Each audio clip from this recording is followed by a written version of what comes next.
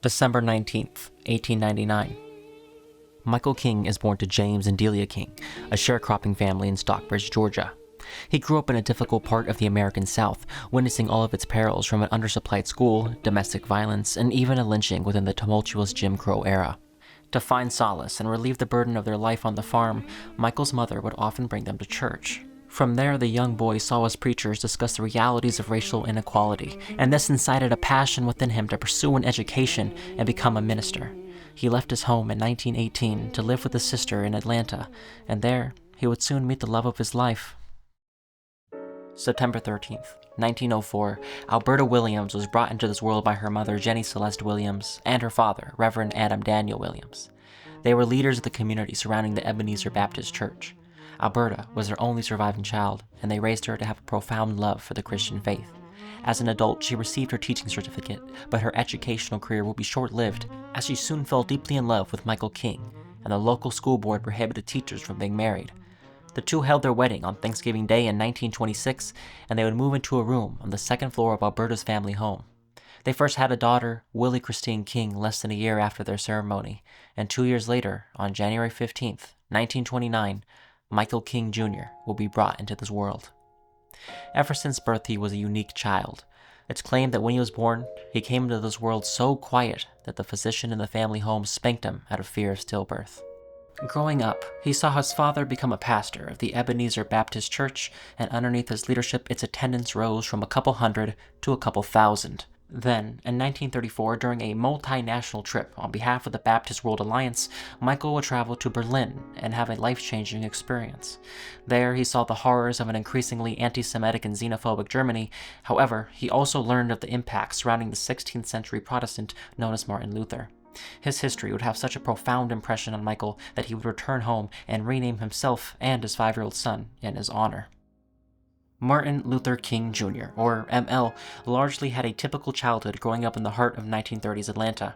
His older sister Willie, as well as his younger brother Alfred, played, fought, and bonded together like most children.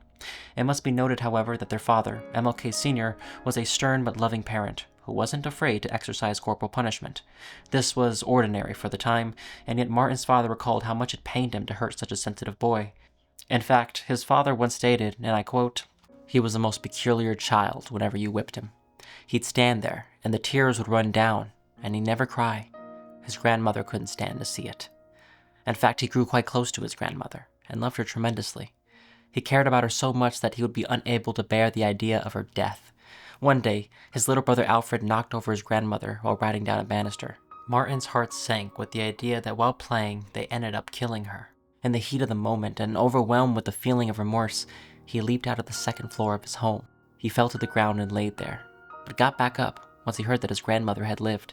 If anything could be said about young Martin, it is that he lived his life filled with emotion and compassion.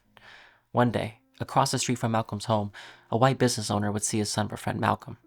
The two preschool boys got along well, but were nevertheless forced to go to separate schools once they were a little older.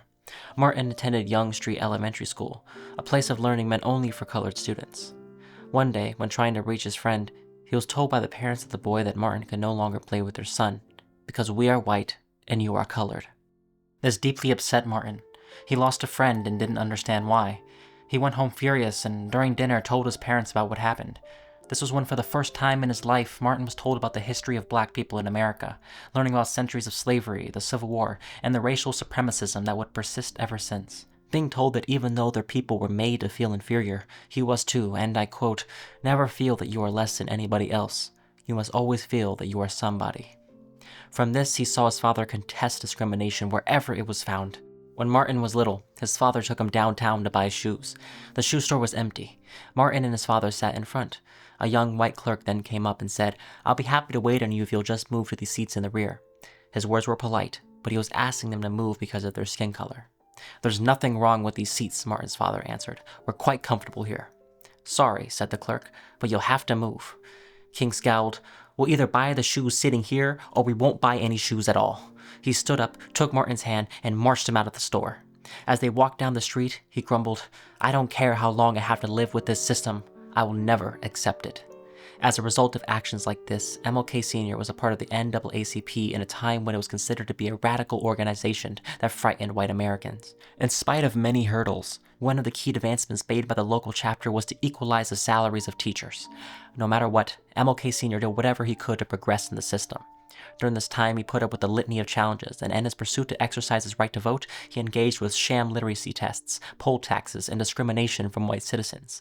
Tired of the oppression, he organized hundreds of members of his community to march on City Hall for voting equality. This is one of the moments that shaped Martin, and inspired him to follow in his father's footsteps of religious righteousness and political activism. Throughout his youth, he was devoted dearly to his faith. He attended church, its outside events, and there he sang hymns while his mother played the piano.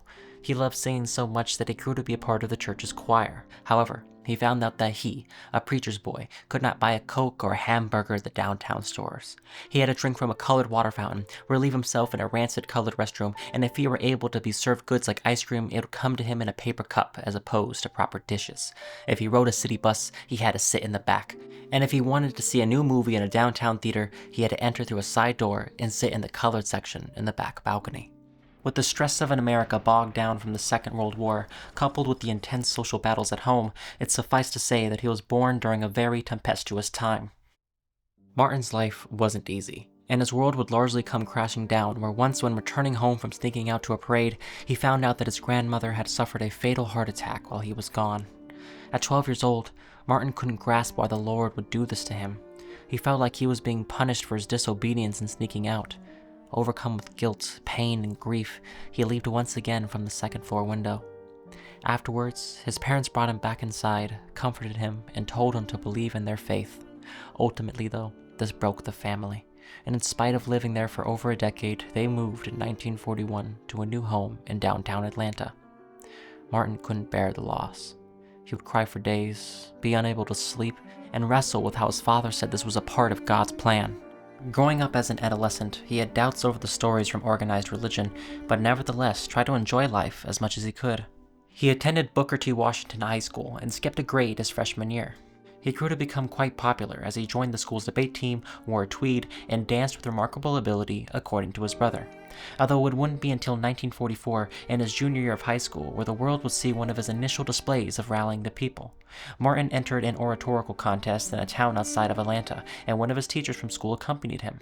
This was one of his first public speeches, and he discussed how Black America still wears chains. The finest black man is at the mercy of the meanest white man.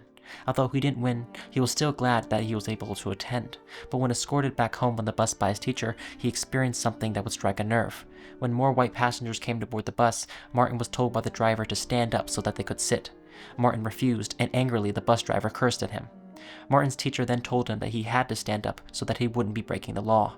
From there, Martin and his teacher rode the bus standing up the entire way back, to which King would later say, "That night would never leave my mind. It was the angriest I've ever been in my life." Now, with the height of World War II still underway, many universities saw a drop in students. To alleviate this, they instituted a test for high school juniors that would grant early admission into upper education.